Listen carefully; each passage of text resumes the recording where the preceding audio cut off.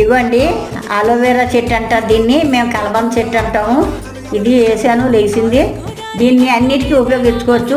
జుట్టుకి రాసుకోవచ్చు. తర్వాత దేనికైనా కట్ చేసి చిన్న చిన్న పీసులుగా మార్నింగే కడుపులో వేసుకోవచ్చు, తినొచ్చు. తింటే కూడా చాలా ఆరోగ్యానికి మంచిది, చాలా మంచిది. అది చలవ చేస్తుంది. ఇదిగోండి ఇక్కడ పూల మొక్క వేసాను. ఇది కాడమల్లి అంటారు. కాడమల్లి చెట్టు, పువ్వుల చెట్టు నిండా కాస్తున్నాయి. అది చూడండి ఎన్ని పువ్వులు కాసిందో ఆ చెట్టు. చాలా బాగా కాస్తుందండి. రోజు మార్నింగ్ వాకింగ్కి వస్తాను. ఆ వాకింగ్కి వచ్చినప్పుడు నీళ్ళు పోస్తాను. నీళ్ళు పోసి కిందకి వెళ్తా.